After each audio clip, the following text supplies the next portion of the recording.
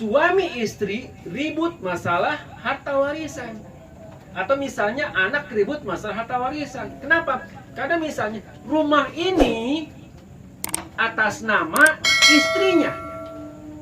Itu kan? Apakah ketika rumah ini atas nama istrinya itu milik istrinya? Kalau ditanya fikih, belum tentu. Misalnya begini, waktu si suaminya membeli rumah ini, waktu dia mau datang ke BPN, mau datang ke notaris, dia misalnya KTP-nya hilang.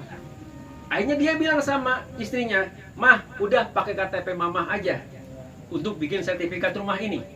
Ketika si suami tidak niat sedikit pun bahwa rumah ini untuk istrinya, maka ketika ditanya rumah ini milik siapa? Jawabannya apa? Innamal a'malu binniyat. Si suami itu ada niat nggak ngasih rumah ini kepada istrinya? Kalau si suami ini tidak ada niat sedikit pun memberikan rumah ini kepada istrinya, walaupun di sertifikat atas nama istrinya, maka hakikatnya rumah ini punya siapa? Punya suaminya. Ya.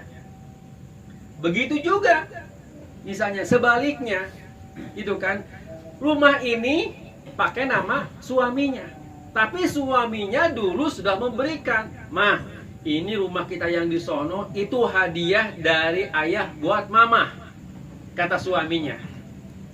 "Oh, terima kasih Pak," misalnya hadiah ulang tahun. Berarti rumah ini sudah dihibahkan dari suaminya kepada istrinya. Walaupun rumah ini belum dibalik nama, masih atas nama suaminya, tapi sudah diberikan kepada istrinya oleh suaminya.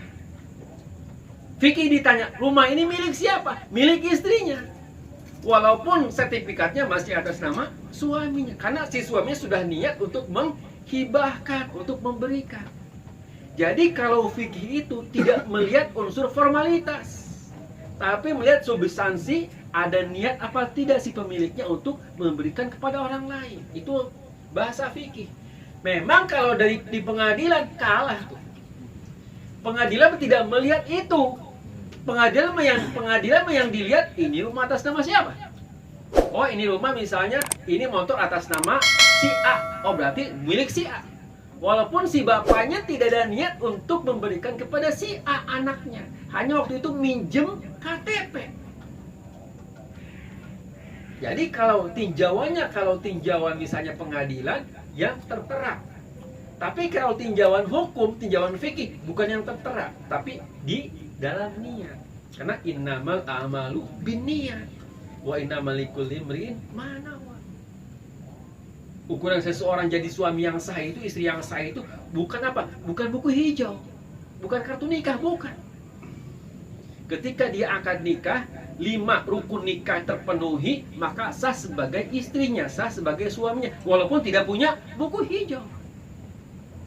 Itu ukuran nikah. Tapi ukuran formalitas yang dianggap Anda istrinya yang sah atau Anda suaminya yang sah, pengadilan nanya apa? Nanya buku nikah. Bukan nanya dulu ente nikah di mana? Ada walinya enggak? Ada maharnya enggak? Ada ijab kabulnya enggak? Ada saksinya enggak? Tidak nanya itu. Kalau pengadilan yang ditanya apa? Buku nikah. Jadi kalau pengadilan itu menanya unsur formalitas. Tapi kalau fikih lain lagi. Termasuk masalahnya. Demikian kita untuk